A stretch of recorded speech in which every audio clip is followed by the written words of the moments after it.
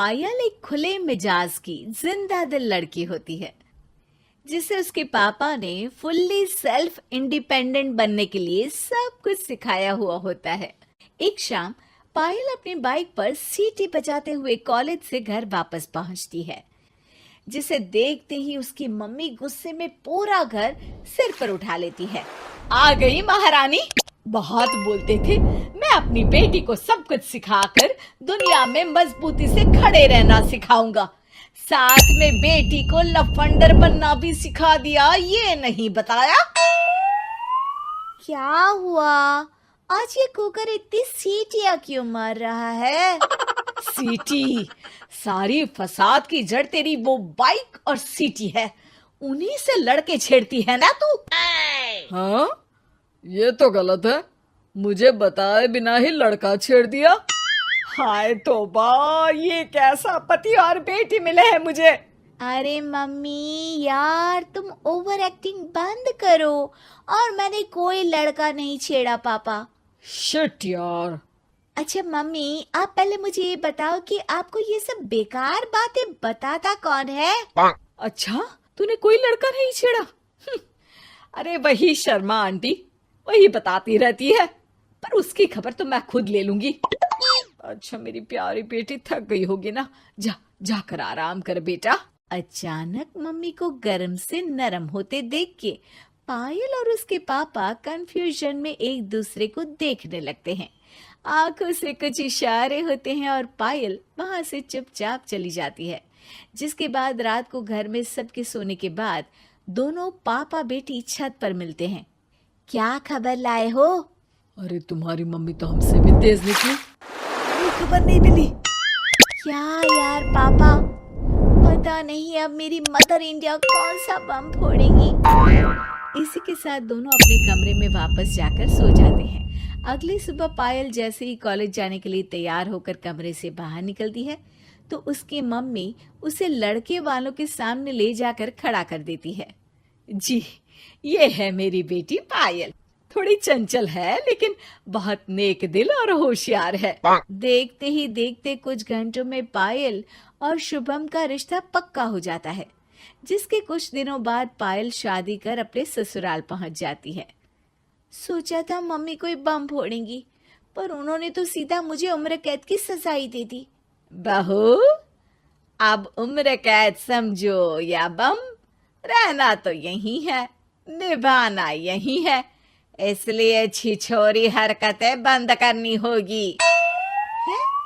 ये आप क्या बात कर रही हो? मैंने क्या किया? इतने मासूम ना बनो, मुझे तुम्हारे कारनामों के बारे में सब अच्छे से पता है। ऐसा बोलकर सास तो वहां से चली जाती है, लेकिन पायल सोच में पड़ी वहीं खड़ी रह जाती है। जिस पर शुभम उसके पास आता है। तुम मम्मी की बात का बुरा मत मानना, वो पड़ोस वाली आंटी ने उन्हें तुम्हारी बाइक चलाना, सीटियां बजाते हुए घूमना, बेधड़क सबसे बात करना वगैरह जैसी कुछ बातें बता दी है, जिसे सुनकर उन्हें गुस्सा आ गया है। पर फिक्र मत करना, धीरे धीरे साथ रहने से वो भी ठीक हो जाएंगी। Thanks for your concern, but I don't care. Payal सीधा अपने कमरे में चली जाती है। अगली सुबह कॉलेज जाने के लिए तैयार हो सीटी बजाते हुए कमरे से बाहर निकलती है, जिसे देख सास गुस्से से तिल मिला उठती है। महारानी, शादी के अगले ही दिन ये हीरोइन बनकर कहाँ चल पड़ी? और ये लफंगों की तरह सीटियां बजाना बंद करो। ये हमारा घर है, कोई सड़क नहीं जहाँ तुम आवारागर्दी करती घूमो। मम्मी जी, सीटी बजाने और कंफर्टेबल कपड़े पहनने से लोग कब से आवारा बनने लगे। इसी के साथ सास बहू का युद्ध शुरू होने ही वाला होता है कि शुभम वहां पहुंच जाता है। माँ, उसका कॉलेज है इसलिए ऐसे तैयार हुई है। और पायल, तुम भी माँ को समझने की थोड़ी कोशिश करो ना प्लीज।